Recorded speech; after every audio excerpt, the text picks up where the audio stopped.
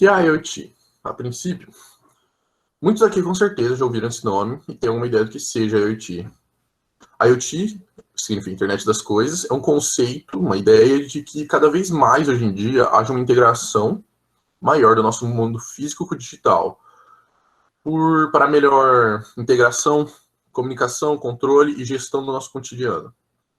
E vocês me perguntam, mas nosso atual, isso é basicamente o nosso dia a dia atual. E eu falo sim, a integração, o IoT, ele é algo que estamos vivenciando. É algo que encontramos no nosso dia a dia e está cada vez mais presente no cotidiano. Mas o conceito, ele fala especificamente sobre a integração de objetos mais banais, ou com a menor ênfase tecnológica na comunicação. Não é como o seu computador. Quer dizer, o computador e o celular também estão englobados nesse conceito, mas ele exemplifica, ele exemplifica de outras maneiras também, como o Google Glass, como smartwatches que você usa, sua Mi Band, como sistemas operacionais de automóveis integrados com a internet, eletrodomésticos, até mesmo, daqui a pouco a gente vai dar um exemplo de uma cafeteira que tem uma comunicação com a internet, por mais absurdo que seja. Smart Homes, que é um conceito que atualmente aqui no Brasil não é muito conhecido, mas em séries e filmes a gente vê casas inteiras integradas com um sistema integrados na internet, câmeras, sensores, e tem gente que até argumenta que o sistema de internet banking é um exemplo de IoT. E sim, IoT é um conceito ótimo, é um conceito sensacional, que vai nos beneficiar, nos beneficia e vai nos beneficiar bastante, conforme ele vai evoluindo, mas assim como toda tecnologia emergente, é necessário alguma parametragem para o controle melhor dela. Então, aí que entra o risco da segurança em IoT. E tendo em vista que você está englobando o seu dia a dia, basicamente, com uma comunicação na internet, o risco de segurança se torna real. É necessário que a mesma seja extremamente rígida, pois questões de privacidade são diretamente afetadas por esses equipamentos. E como, por exemplo, a gente tem um exemplo que eu acabei de comentar, onde o Avast, a nossa desenvolvedora de antivírus, ela realizou testes em uma cafeteira que tinha comunicação com a Wi-Fi, com a internet. Tinha comunicação com a internet. O invasor, o engenheiro responsável pela invasão, ele citou que, além de muito fácil a invasão do mesmo, ele forneceu informações cruciais sobre o ambiente que ele estava localizado. Só com a cafeteira ele teve acesso à internet e acesso a todos os equipamentos que estavam conectados na internet, nessa rede. Ele basicamente tornou a cafeteira um ransomware. Desculpa o inglês. Mas, então, o dispositivo, a cafeteira no caso, que ela podia ser controlada por um aplicativo, foi hackeado a ponto de ser possível enviar uma mensagem exigindo um pagamento para voltar a funcionar e restabelecer o acesso do usuário. Então ele basicamente chantageou alguém para usar uma cafeteira. Mas é só um exemplo de testes. Isso pode ser muito amplificado se você aplicar a câmeras de segurança, a sensores, objetos do seu dia a dia que pode ser uma ponte para uma exposição maior às suas informações na internet. Outro caso que tivemos é uma chapinha. Esse mesmo hacker do Avast, ele tentou se comunicar com uma chapinha que tinha integração à internet. Eu também fiquei um pouco confuso pensando porque eu precisaria integrar uma chapinha de cabelo à internet, mas ela tinha uma integração para algumas configurações, no caso mobile. Você podia alterar as coisas para fazer em seguida. E essa chapinha, o hacker ele conseguia controlar a temperatura dela. Ele hackeou ela e ele conseguiu elevar a temperatura para umas coisas absurdas, tipo, potencialmente podendo causar um incêndio. Então, esses só são alguns dos riscos que você pode ter na carência de segurança de IoT.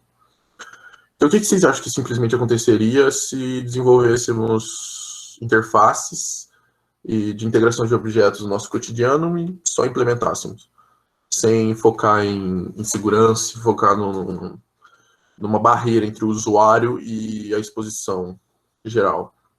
Seria caos completo, obviamente. Então, essa é uma parte extremamente importante do desenvolvimento de uma tecnologia IoT.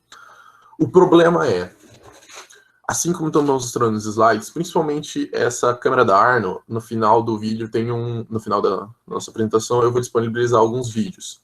São duas TED Talks, a TED Talk do Yuval Elovitch e do Ken Moon. Eu recomendo bastante vocês assistirem a do Ken Moon, porque ele é eu já acompanho, ele tem um canal do YouTube muito da hora sobre segurança da informação, segurança em geral. E ele explica muito bem qual é a carência de segurança dos sistemas IoT. E também, que eu estava falando sobre essa câmera Arno, no final a gente vai disponibilizar um link. Eu não vou mostrar o vídeo durante a apresentação, porque o vídeo tem 25 minutos, é muito grande. Só que aí ele hackeando uma câmera de segurança numa apresentação assim de faculdade. Ele só demonstrando, para mostrar o quão é fácil. Então, e a respeito do nosso problema de segurança em IoT? Existem soluções para as mesmas, com certeza existem, mas devido ao conceito ser algo muito abrangente, você pensa, o que é IoT? Pode ser a integração de uma chave de carro com a internet para você saber onde ela está, para você não perder a mesma, até todo um sistema de segurança de uma casa, um sistema de controle de uma casa completa, lava-roupas, lavador de louça, mexer nas janelas da casa. Então, é comparável que a arquitetura, o software e o hardware das duas tecnologias são extremamente diferentes. Isso torna muito difícil o desenvolvimento de técnicas de segurança para o mesmo. Não é como em computadores e celulares que não é tão simples assim, para quem já estudou segurança, mas é mais fácil de você adaptar um protocolo de segurança para o mesmo, é mais fácil você simplesmente criar uma variação para mobile e computador. Em IoT é diferente, você não vai implantar um protocolo de segurança numa chavezinha com uma mini plaquinha. Então, esse é um dos problemas. O problema anatômico do IoT é a principal causa da falta de segurança do mesmo. Mas existem algumas soluções, sim. Como o uso primeiro, para o uso das tecnologias que seja necessário alguma senha, algum método de autenticação. Isso já vai... Metade dos problemas extremamente graves da IoT já vão ser resolvidos em algo simples desse jeito. E, de acordo com a Kaspersky, que também é outra empresa de desenvolvimento de antivírus e com foco em segurança, durante a primeira metade de 2018, os dispositivos de IoT foram atacados por mais de 120 mil modificações de malwares. No caso, 120 mil malwares diferentes, você pode dizer, porque cada uma é uma variação. E isso implica que, quanto mais esse tempo passa, mais tentam abusar da falta de segurança do mesmo. E mais ela está sendo implementada. Óbvio que, junto com isso, as técnicas de segurança para a mesa também estão sendo implementadas. Existem, sim, soluções para alguns problemas, porém é uma área que precisa de desenvolvimento e de novas tecnologias focadas no mesmo. Existem algumas adaptações de protocolos de segurança para as mesmas, e principalmente são algumas variações bem leves de chaves de enigma. Que, caso alguém já tenha estudado segurança, chaves de enigma são basicamente a criação de algum enigma para embaralhamento de senhas. Você embaralha por caracteres que só você sabe qual é a solução, só você tem a forma, e é muito difícil de alguém do nada só pegar a mesma e adivinhar. Que mais? Existem algumas adaptações de protocolos de segurança focadas em IoT, sendo colocadas em práticas. Porém, não existe uma solução em massa ainda para boa parte dos problemas de segurança de internet das coisas. Ora, sua vez, meu queridão.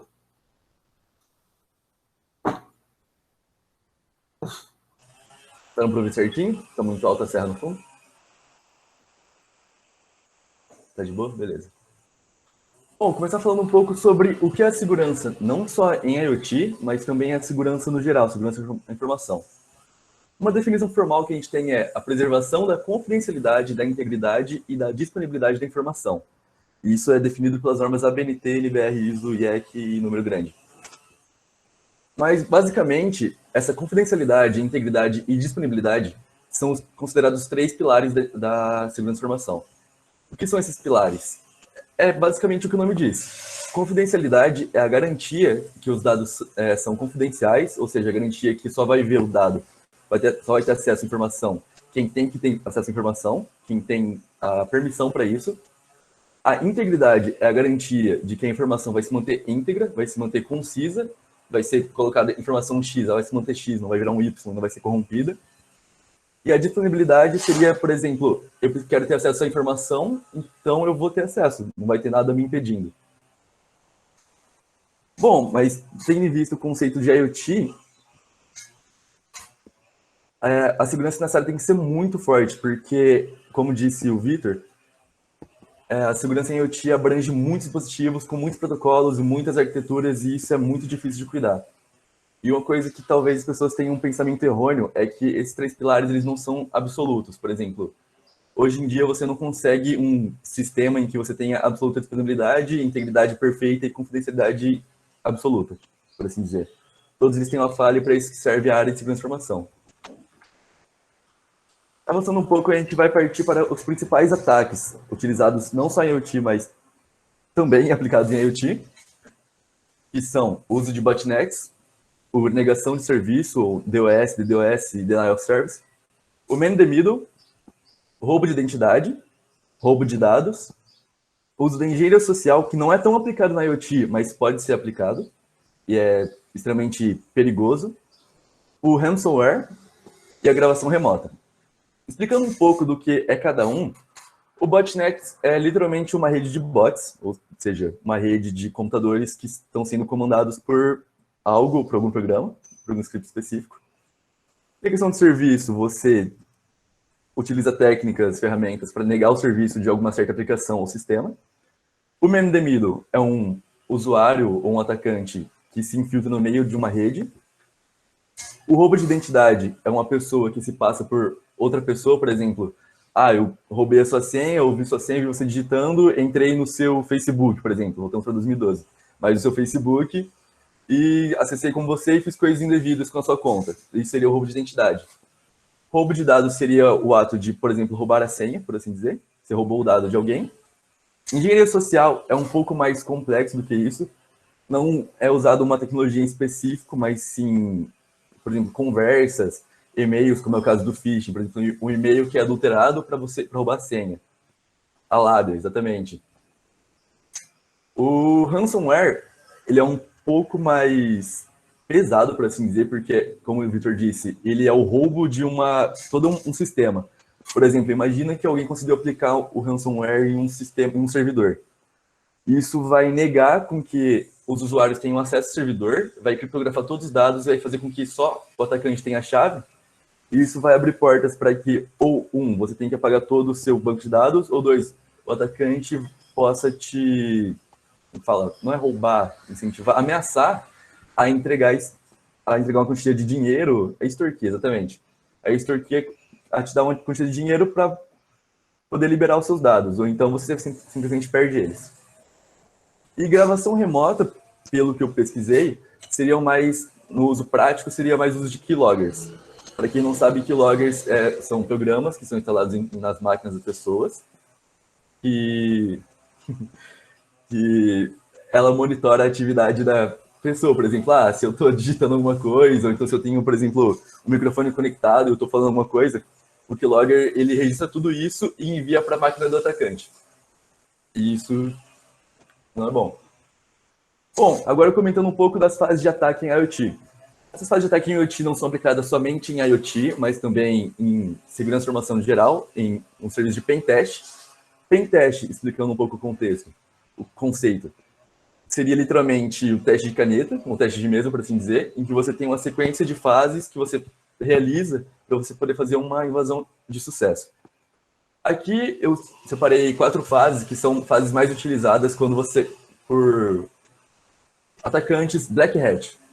Explicando um pouco a diferença entre atacantes Black Hat e White Hat, que são tipos de hackers diferentes, também temos Grey Hat, Cracker e por assim diante, mas White Hat e Black Hat, temos o White Hat, que seria o hacker ético, que seria aquele que presta serviço para empresas e tudo mais, que ele não vai fazer o uso desse hack, tipo, para roubar informações, para vender e ganhar dinheiro em cima, para auxiliar empresas, para fechar contrato com empresas e coisa do tipo.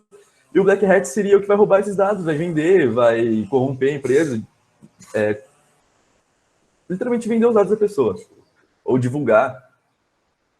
E comentando um pouco sobre as fases do pentest do Black Hat, nós temos que é recrutar, o recrutamento, que é literalmente recrutar informações do sistema, de quem está sendo atacado, de, por exemplo, portas que são vulneráveis, como que fala? DNS,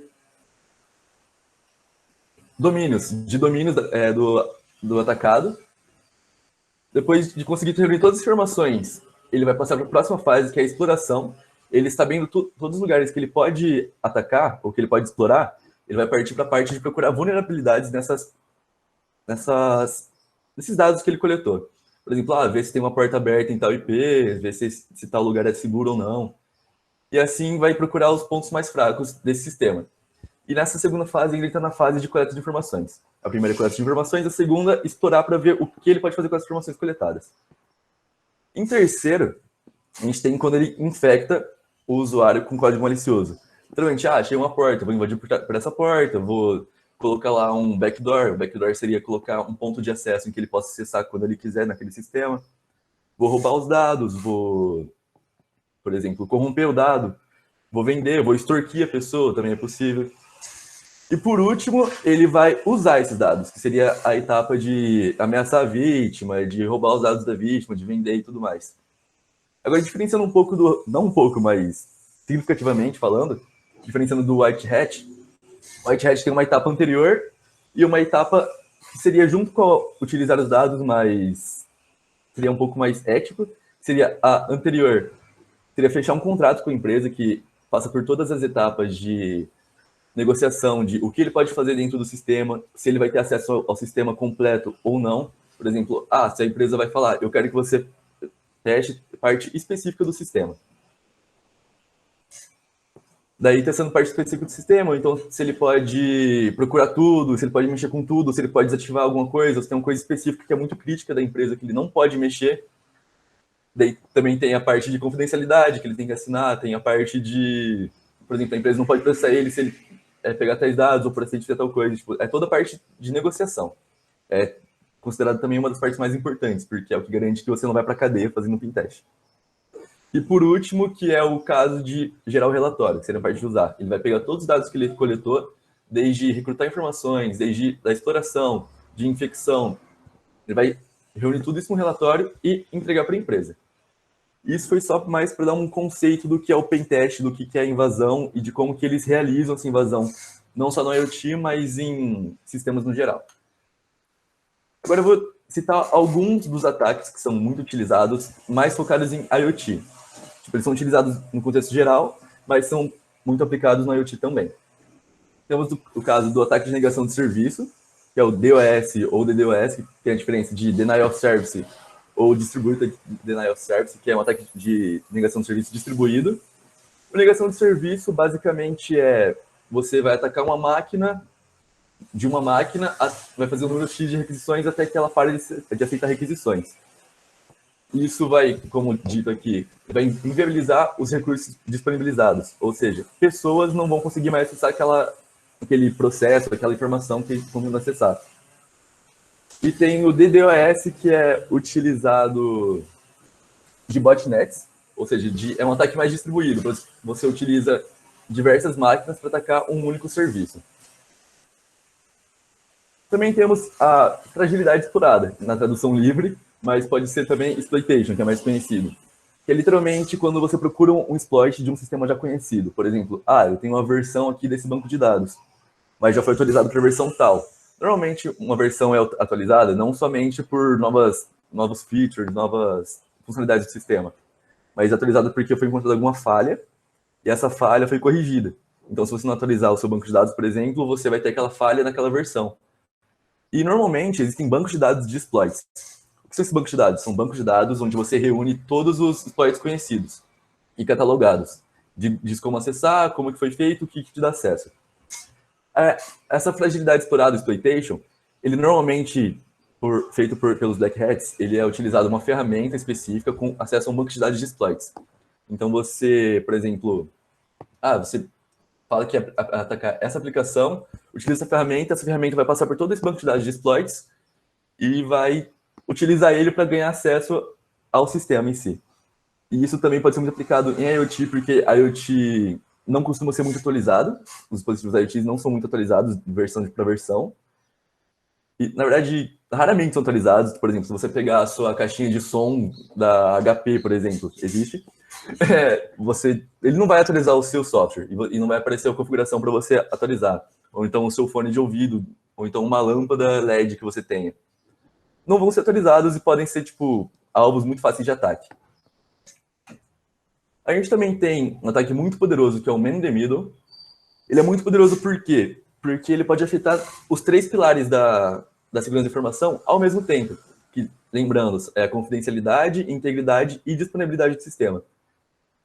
Bom, o que ele faz, basicamente, é ele se infiltrar no meio de uma rede, no meio do tráfego de uma rede, e interceptar dados, pacotes de dados.